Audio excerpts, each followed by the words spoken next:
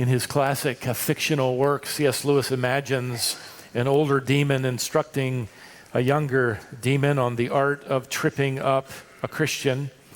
The book is called the Screwtape Letters, and chapter 14 is all about how to inflate the pride of the Christian man.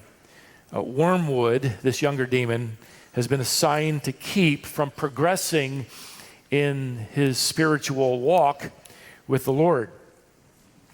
The older demon, Screwtape, writes this advice to young Wormwood: "Your patient has become humble. So have you drawn his attention to that fact?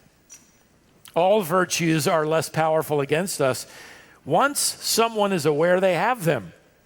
And this is especially true of humility. So catch him at the moment when he is really humble in spirit and smuggle into his mind the thought, 'By Jove, I'm being humbled.' And pride at his own humility will appear. If he awakens to this danger and tries to smother this new form of pride, try to make him proud of his attempt to smother it, and so on, through as many stages as you please." I love that British expression, "By Jove, I'm being humble." At the moment he says that is the moment he loses it. Mark Twain once wrote humorously on the occasion of humility. He said, "If I ever achieve humility, I'll sure be proud of it." Well said, huh? I mean, isn't that human nature? If I ever achieve humility, I'm going to be proud of it. Which is why humility is that one attribute which is unique in and of itself. The moment you think you've got it is the moment you've lost it. You've lost it. Well, in our text for this morning, as we continue to expound on the third letter from the Apostle John, turn to John, his third letter, 3 John. We want to stay on schedule to finish this by the month of May, and so on this Palm Sunday, I found the perfect text for Palm Sunday, the pride of Diotrephes. Perfect timing by the Lord for reasons known to him. But John is going to introduce us to a man who has stage 4 pride. And he's going to essentially give us the symptoms of this spiritually devastating condition. So let's pick up our study. We've arrived now at verse 9. "I wrote something to the church, but Diotrephes, who loves to be first among them, does not accept what we say." Stop for a moment there. And you notice here that John has written a letter that has evidently gone missing. We don't have it. He's not referring to 1 John. He's not referring to 2 John. There's a letter where he refers to the pride of Diotrephes, and yet this is the first time we hear about it, specifically addressing this man. He'd evidently written it to the church at large. Notice, "I wrote something to the church." So it's fairly easy to assume that Diotrephes, perhaps the leading elder, the pastor teacher here in this church, suppressed that letter. There are some that believe he destroyed it. We don't have it. God didn't preserve it for us. Many believe that John is now writing this letter, another letter, which is a follow-up letter, and he's not writing it to the church. He hadn't addressed it to the church. He's addressed it to Gaius.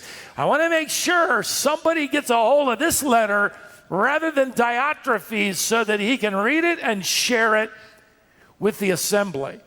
I don't want another letter to be lost in the dumpster or put through the shredder, which is perhaps what Diotrephes had done. Now keep in mind, as we sort of introduce this man, nowhere in this letter are we given any explicit information that tells us what position he held in the church, or we're not told.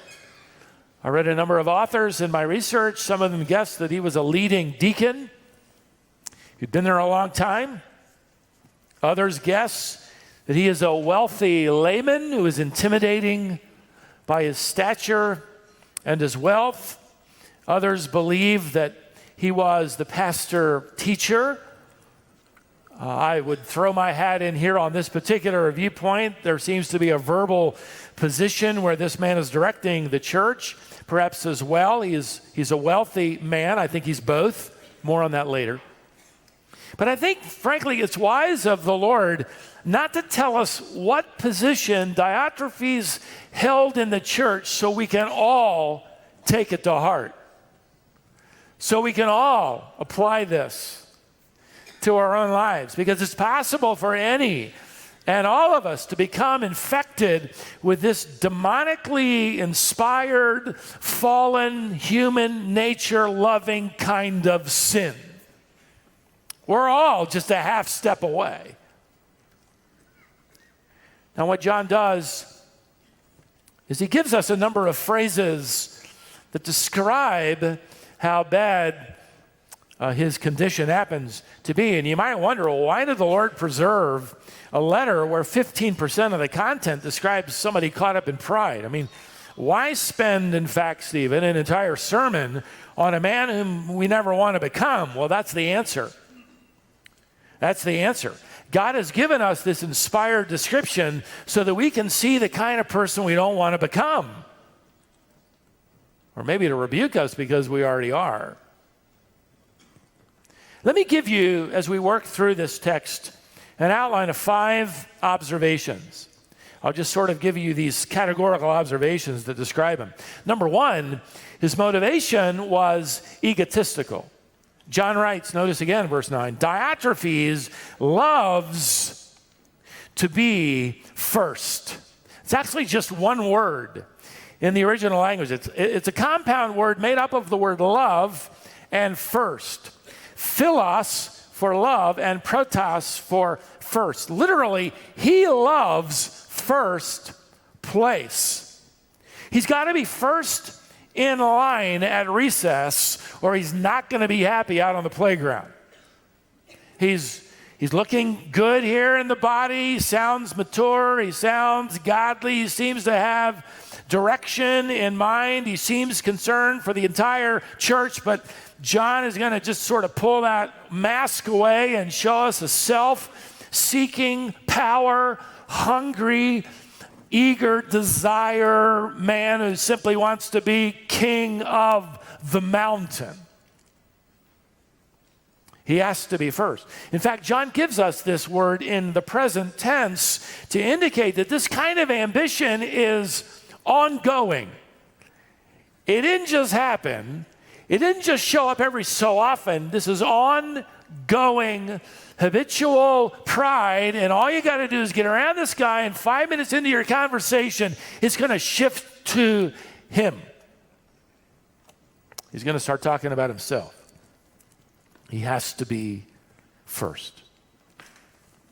Someone once asked a famous conductor, what is the hardest instrument to play in the orchestra? And he quickly responded, second fiddle. Second fiddle. Well, Diotrephes isn't the kind of guy to play second fiddle. Even, which is really amazing to me, in regards to the Apostle John. Hey, John, you take a back seat. I've got this one. All by myself. There's a wonderful clue, I believe, in the name of Diotrephes. His name is not a common name like John or Gaius, whom we've been introduced to in this letter already. It's a Greek name which literally means nourished by Zeus. You could render it fostered by Zeus. This name was typically reserved for members of nobility. And it was reserved by noble and ancient families for their firstborn, often their firstborn sons. Diotrephes was more than likely a member of the Greek aristocracy. Why had the church so cowered before this man? Several have pointed out in my study that he would have been naturally intimidating due to his status and his position, his rank, He had perhaps never really dealt with it in his heart, and after being redeemed, he just sort of brought that status into the church, and everybody just sort of promoted him to his ruin.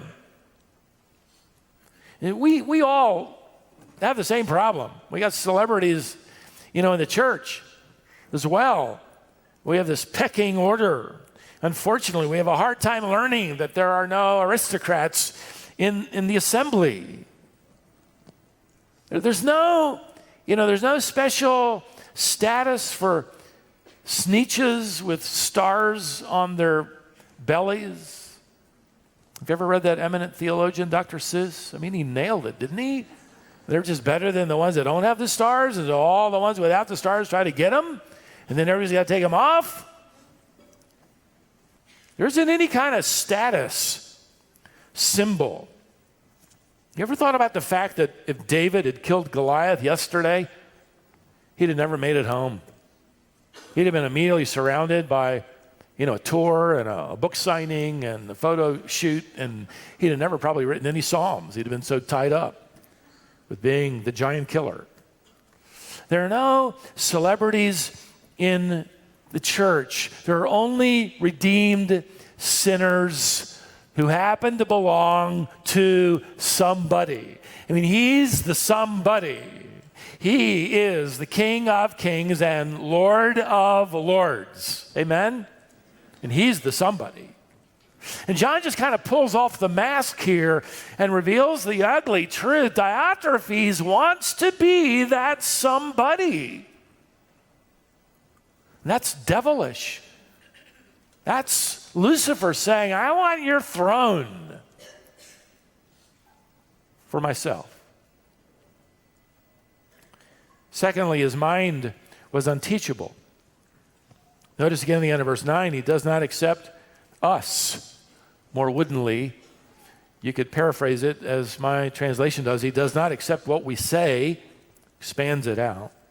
What John means here is that Diotrephes is openly disregarding apostolic authority. That's not a good idea. I mean, even to the point of disregarding, maybe even discarding an earlier letter. I mean, John who? Big deal. I'm the big deal here. And again, this is in the present tense. So John is describing someone who continually refuses to accept or acknowledge any authority but his own. That's dangerous for all of us, isn't it, beloved? His ears are closed, his mind is shut down, and I'm just not going to listen. Solomon wrote, if you rebuke a foolish man, he's going to hate you. But if you rebuke a wise man, he's going to love you. There isn't any love going on here. He's scoffing. John, this is the response of a foolish man. Unfortunately, this church has been hijacked by a mind that is unteachable. Unfortunately, the spirit of Diotrephes is alive and well, isn't it? I mean, that just sort of fuels the engine out there in the world, doesn't it? Self-promotion, self-exaltation. You need to tell everybody what you can do and what you are good at, and you need to just make sure you're at the front of the line. And by the way, have you heard this recently? Make sure you believe in yourself. I mean, what in the world does that mean, believe in yourself? Talk about a dead end. Talk about a dead end. Help your kids see through that when they watch the latest Disney movie, when it's all about believing in yourself and then you do it all. This is the spirit of Diotrephes. Ambitious, self-seeking. These are individuals out there that want to rule out there, and a lot of them are frustrated because they never do quite go up the ladder, and then they get redeemed and come into the church and they bring that in and say, well, hey, you know what, I think I can rule this place. This is the response of a foolish man who only hates John more because John has already rebuked him once. I thought it was interesting to just sort of illustrate this spirit that's alive and well. A.T. Robertson was a wonderful scholar and professor at Southern Seminary in Louisville for many years. In fact, he died on a day he was teaching. He didn't feel good, let his students go early, went home and died of a stroke after decades of teaching in 1934. But on one occasion, he was asked to write an article for the Southern Baptist publication, and he did, and he wrote it on Diotrephes. And he just kind of exposed the whole thing, that whole spirit. A few weeks later, the editor told him that 25 deacons had stopped getting the paper because they were personally offended at having been attacked in the article. Well, if the shoe fits. Well, just to balance the scales and make the deacons out here feel a little better, he also wrote on one occasion this: the greatest proof the Bible is inspired is that it has survived so much bad preaching. I didn't think that was funny either. If the shoe fits, right? One of the marks of a wise individual isn't that they know more, it's that they're willing to be taught more. And when they're taught more, they love the one who delivers it, even if it's a rebuke. And John is not being loved in return, which is dangerous for this man and for this assembly. Third, John writes further, this man's mouth was disgraceful. Verse 10, for this reason, if I come, and that construction doesn't mean I may not, it means I haven't figured out the date I'm going to arrive, but if and when I do come, that's what he means. Here's what I'm going to do. I'm going to call attention to his deeds, which he does, unjustly accusing us with wicked words. In other words, when I arrive, I'm going to bring Diotrephes out into the light of truth and expose this for the sake of Diotrephes and for the sake of the church. So notice here, Diotrephes isn't just interested in ignoring John's command.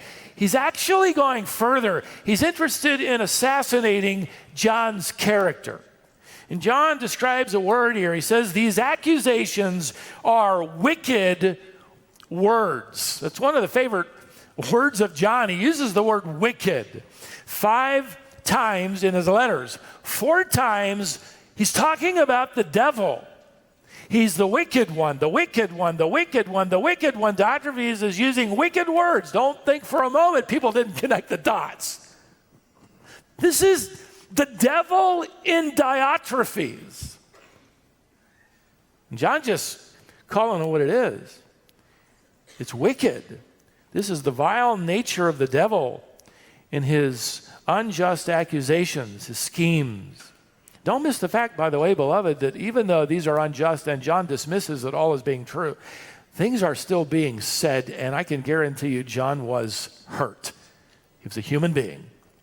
Maybe you felt the same way. Unjust accusations. Hey, that isn't true. Does that help you? It still hurts, doesn't it? What's going on? As Diotrephes essentially badmouths John, even though it isn't true, little doubt that it would hurt. I couldn't help but think of Nehemiah, one of those courageous men to parade across the pages of the Old Testament. I mean, he just didn't flinch. He just didn't blink. Hey, Nehemiah, they're going to come kill you tonight. You need to hide out in the temple. Well, wait a second. If I do that, I'll sin. So I'm going to risk my life by not sinning. I'm not going to sin. Why would a man such as I sin? Was his response. He doesn't even blink. Hey, Nehemiah, come on down to the winter playground of the kings. You need a rest. Come on down to the resort of Ono. No, I'm not going to do that. Come on down to the resort of Ono. I'm not going to do that. Come on down. I'm not going to do that. Come on down. I'm not. 4 times. He doesn't even flinch. He's mocked. Who do you think you are building that wall? A little fox could knock that wall over. You're not any good at construction. You know that. And again, he doesn't slow down. He doesn't stop. He keeps moving. And then what do? They write an open letter saying, now here's why he's doing this, because he wants to be king. Ouch. It's at that moment where you find Nehemiah getting alone and saying, oh God, strengthen my hands. John chooses not to write this church off. He's going to stay the course. He could have said it's just a lost cause. No, he's going to warn the flock because the flock is worth it. For those of you who are serving and you felt this unjust accusation, maybe you felt the sting of unkind words, is the truth worth it? Is the church worth it? Stay the course. So he warns the flock and he faces down his accuser and he announces he's going to show up. There's a fourth descriptive phrase about Diotrephes. Number 4, his mannerism was inhospitable. Look at the middle part of verse 10. And not satisfied with this, he himself does not receive the brethren either. In other words, Diotrephes is refusing to show hospitality to those men we've already noticed have taken the gospel on the road. These are the church planters. These are the missionaries. These are the church workers. These are the individuals who are taking the truth out there, and Gaius is welcoming his home, and the church is treating them generously and lavishly, and Diotrephes is going to step in and say, that's enough of that. Stop it. Why? Well, these are the associates of John the Apostle, which means Diotrephes sees these men as a threat to his authority. He doesn't want the body around them. He doesn't want people in the church talking to them. He isn't going to give the pulpit to them. He wants them out of there. He doesn't want anybody in that assembly whom he has abducted getting near those men. He will be exposed. So he's refusing to extend to them the courtesy of hospitality. He does not receive them. He is personally inhospitable. Now, that wasn't bad enough to protect his turf. There's one more characteristic. It's this, number 5. His method was inflexible. Notice verse 10, the latter part. And he forbids those who desire to do so and puts them out of the church. In other words, if he finds somebody in the assembly going behind his back and taking care of one of these church workers, he's actually going to kick that individual out of the church. Get how twisted this has become. He's refusing to take in godly people, and he's going to kick godly people out. You can see the danger this church is in, can't you? And the danger Diotrephes is in. He's become a one-man wrecking crew. He's bullheaded. He's obstinate, pugnacious. Frankly, nobody's safe around him. I mean, pity the woman who behind Diotrephes' back decides to, bake a casserole.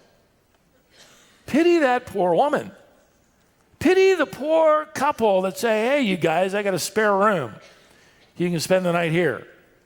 If Diotrephes finds out you're in deep trouble, he will put you out of the church. So get the irony here of this.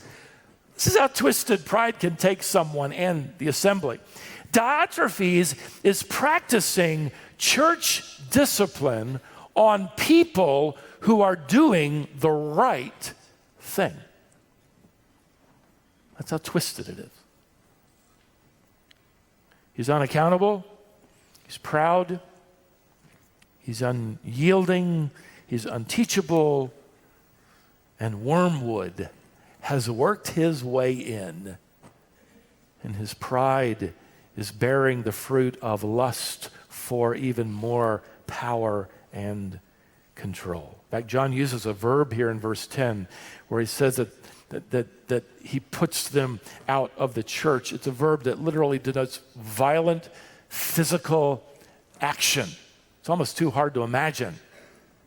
But this is the same verb used of the Lord driving out of the temple the money changers.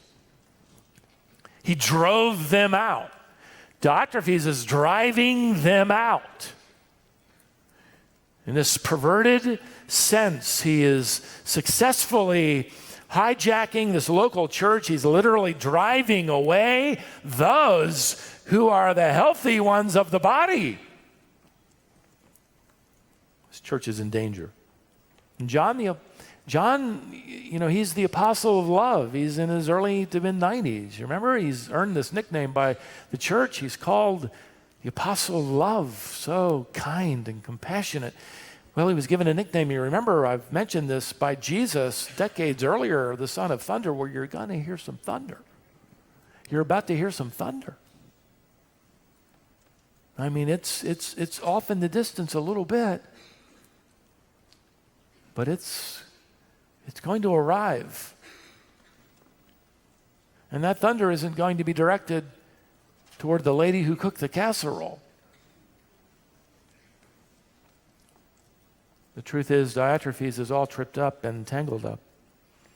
He's self-destructing. I don't think he started this way. I mean, he courageously left his heritage, some noble family, his highborn status, and he entered the church, we could assume, believing the gospel. In fact, it's interesting that John really doesn't go much further than this, I think, in an attempt to know he wants to win him back. I'm just going to come, and when I come, I'm going to expose this to the light. That's all I'm going to say for now. But he's in danger, and the church with him. His motive is egotistical, his mind is unteachable, his mouth is disgraceful, his mannerism is inhospitable, his method is inflexible. Now, it'd be easy to pack away our Bibles at this point and leave in a few minutes and say to ourselves, wow, that Diotrephes, man, what a mess he was. What a mess. I love it when the pastor preaches about somebody that I'm not. In fact, there were a few people I wish were here to hear that message. This has been great. What's for lunch? Let's make it personal. The spirit of Diotrephes, beloved, can be in me. I'm a half step away. It can be in you. And our church can be in grave danger. I can't tell you how many times I'm on the phone with a graduate of our seminary who's now planting a church, or as a young pastor taking an older church that's dying and trying to revitalize it, and it isn't long before the same message comes back to me over the phone. Stephen, we need to move in this direction, but there's this one guy. There's this one man. He's been in the church for decades, or he's an officer in the church, and he has hijacked the assembly. My advice is always the same. Stay as gracious as you possibly can. Keep preaching the word and pray you will outlive him. I'm not saying do anything. Just outlive him. So let's make this personal. Couple of questions. Am I attending this church because of what it can do for me?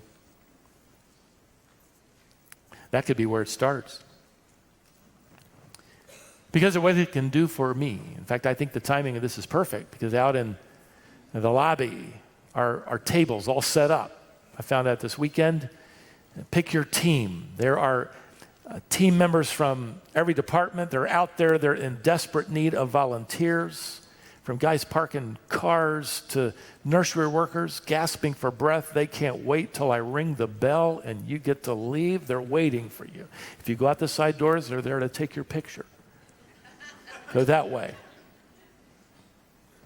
They need helpers. Well, I'm here because it's doing so much for me. Easy to have that attitude. I mean, maybe you're new here. And you know, you do have that checklist. I mean, we've all got it. You know, when I arrive at church, if I'm going to go to that church, the checklist has to be all there. I'm going to check them off. A readily available parking space, check. Friendly greeter, an usher, check. Plenty of seats in the back, check. Music is excellent, check.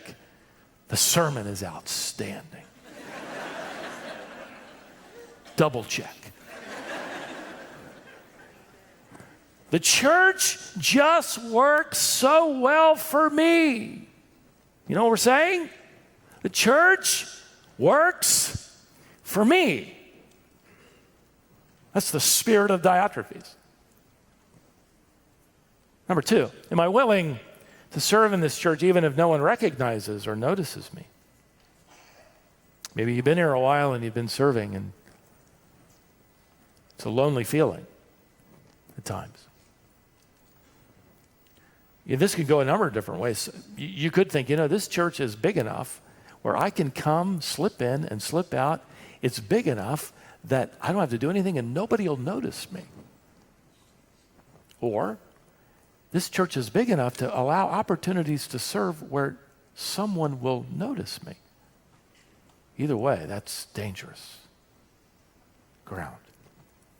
Third, am I teachable when challenged or corrected with the way I think or act?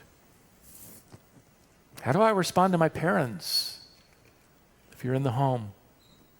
How do I respond to my spouse? How do I respond when challenged by the truth of God's word by means of his Spirit?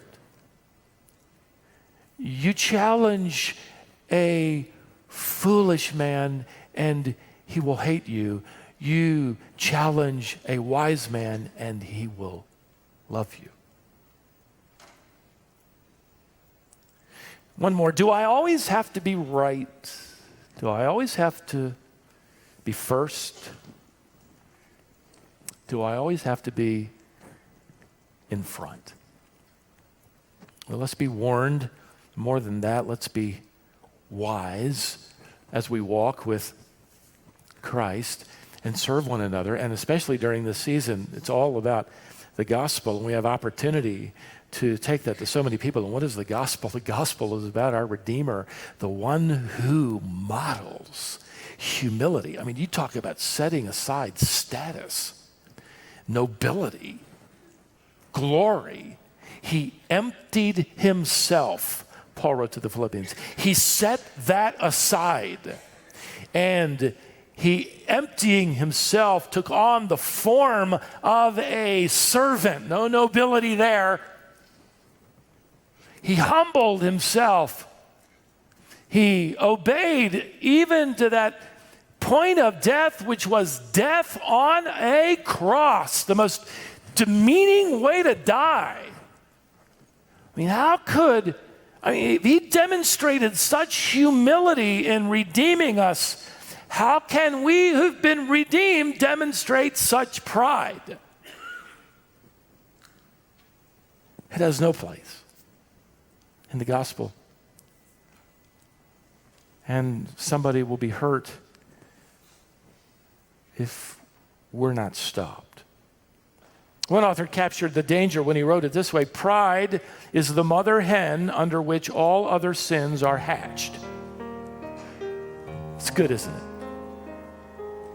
So let's be warned. Let's be winsome. Let's be wise.